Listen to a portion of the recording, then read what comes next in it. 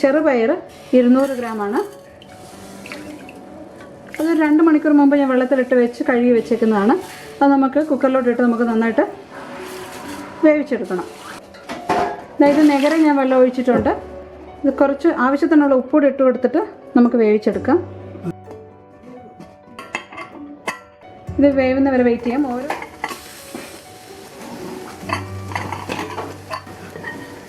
3 whistle വന്നപ്പോഴത്തേന് perfect ആയിട്ട് വെന്ത് വന്നിട്ടുണ്ട്. അപ്പോൾ ഓരോ പയറും ഓരോ രീതിയിലാണ്. കണ്ടില്ല, വെള്ളം ഒട്ടും ഇല്ലാണ്ട് പെർഫെക്റ്റ് ആയിട്ട് വന്നിട്ടുണ്ട്. അപ്പോൾ നിങ്ങളുടെ കയ്യിലിരിക്കുന്ന പയറിൻ്റെ വേവിനനുസരിച്ച് വേണം നിങ്ങളത് കുക്ക് ചെയ്യാനായിട്ട്. ഇതിപ്പോൾ ദാണ്ട് ഈ ഒരു പരുവത്തിലാണ് നമുക്ക് ഈ ഒരു പയർ മെഴുക്കുപുരട്ടിക്ക് വേണ്ടത്. ഇത് പെർഫെക്റ്റ് ആയിട്ട് വന്നിട്ടുണ്ട്.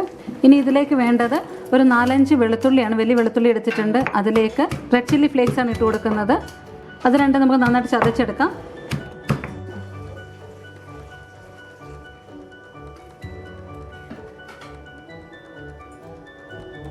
ഇനി ഒരു 3 വലിയ ചുമന്നുള്ളിയും കൂടി ഇട്ട് കൊടുത്ത് അതും നന്നായി ചതച്ചെടുത്ത് മാറ്റി വയ്ക്കുകയാണ് ഞാൻ.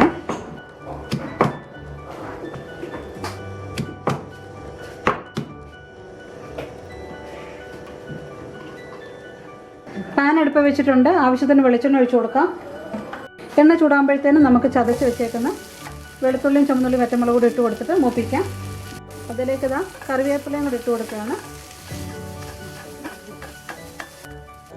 ഇനി നമുക്ക് വേവിച്ച് വെച്ചിരിക്കുന്ന പയറൂടെ അങ്ങോട്ട് ഇട്ട് കൊടുക്കാം. കുറച്ചുകൂടെ ഒന്ന് എണ്ണ ഒഴിച്ചു കൊടുക്കുകയാണ്. നല്ല ചെറുതായിട്ട് മൂക്കുന്നവരെ ഇളക്കി കൊടുക്കാം.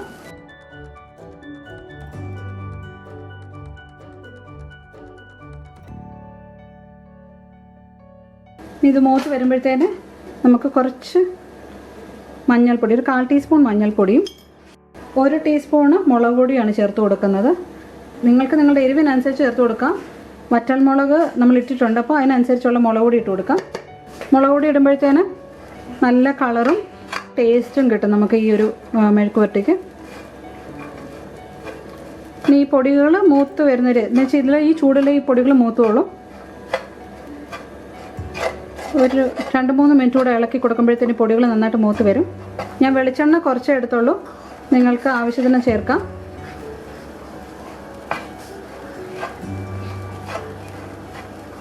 ഈ വെളുത്തുള്ളിയുടെ ഈ ഒരു സ്കിന്നും ഇതിനകത്ത് കിടന്ന് മൂക്കുമ്പോൾ നല്ല മണമാണ് കേട്ടോ. അതുകൊണ്ടാണ് ഞാൻ വെളുത്തുള്ളിയുടെ സ്കിന്ന് കളയാതെ ചതച്ചെടുത്തത്. ഇത്രയും മതിയാവും. നമുക്കിനി ഫ്ലെയിം ഓഫ് ചെയ്ത് കൊടുക്കുകയാണ്. അപ്പോൾ നല്ല ചെറുപയർ മെഴുക്കുപുരട്ടി റെഡി ആയിട്ടുണ്ട്. എല്ലാവരും ട്രൈ ചെയ്ത് നോക്കണം. നിങ്ങൾക്ക് വീഡിയോ ഇഷ്ടപ്പെട്ടെങ്കിൽ ലൈക്ക് ചെയ്യാൻ മറക്കരുത്. അതുപോലെ തന്നെ പുതുതായിട്ട് കാണുന്നത് സബ്സ്ക്രൈബ് ചെയ്യാനും മടിക്കരുത്. തൊട്ടടുത്ത് കിടക്കുന്ന ബെല്ലൈക്കൺ പ്രസ് ചെയ്താൽ നമ്മൾ അപ്ലോഡ് ചെയ്യുന്ന പുതിയ വീഡിയോസ് നിങ്ങൾക്ക് കിട്ടുന്നതായിരിക്കും.